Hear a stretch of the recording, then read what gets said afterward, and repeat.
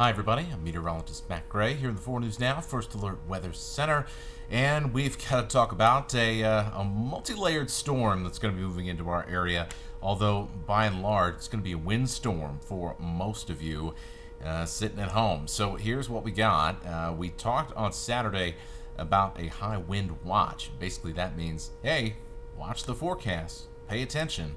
And now this is more like a, well, here it comes. Yeah, the high wind warning started at 8 a.m. will go through 11 p.m. Monday, and that is the vast majority of the inland northwest, with the exception of some of those northern valleys in Idaho and Washington, where the winds are going to be a little bit less. But certainly over the Columbia Basin and around the Idaho Palouse, and even in down to some of the valleys there in north central Idaho.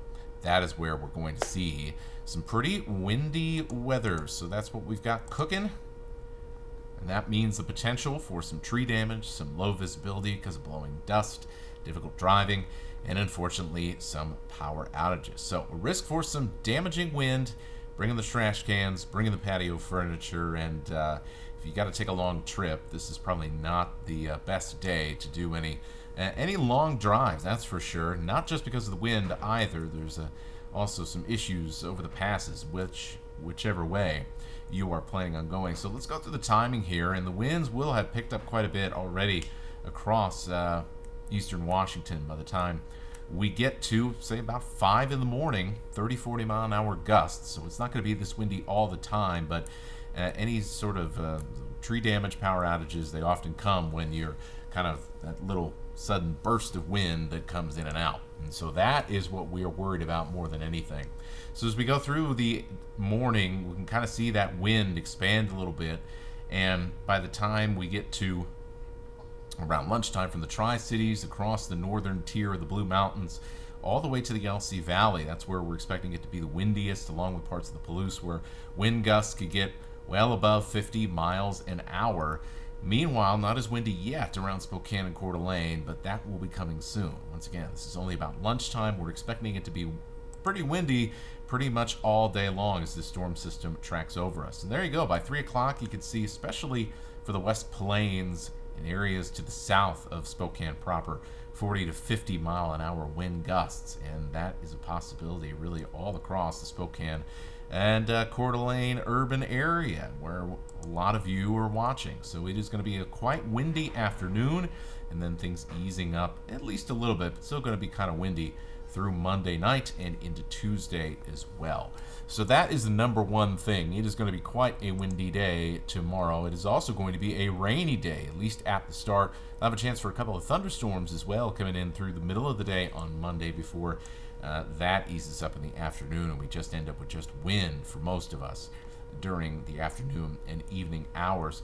The rain is gradually going to fill in across our part of the world as we head through Sunday night, and so most of the wet weather is actually going to be in the overnight and into the early hours of the morning. And then we'll have a chance right as we get into the late morning, kind of after a few hours of having the sun come up a little bit, and kind of on the backside of the biggest area of moisture with this storm. That's when we're going to have a chance to hear a few rumbles of thunder, might even see a little bit of small hail, and this is where you could get some pretty gusty winds as well as those storms pass over your area. So yeah, pretty windy weather almost through the entirety of the day, and you can see those showers moving quick out towards Montana, and the snow continuing to fall as we head into Monday afternoon, Monday evening across the mountain passes. And that's going to go all the way through Tuesday as well. So take a look at these snow totals.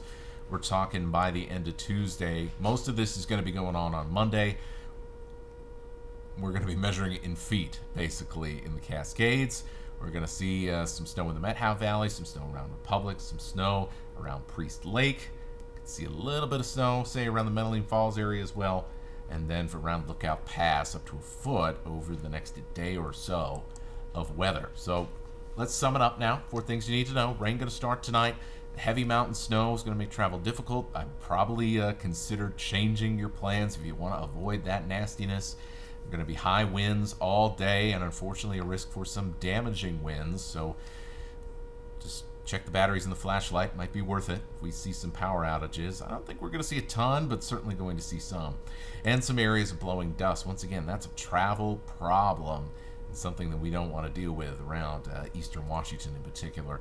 So there's your planning forecast. Lots of ups and downs in the forecast after that rain and the wind on Monday, where we end up below freezing, well below freezing in Spokane on Wednesday morning.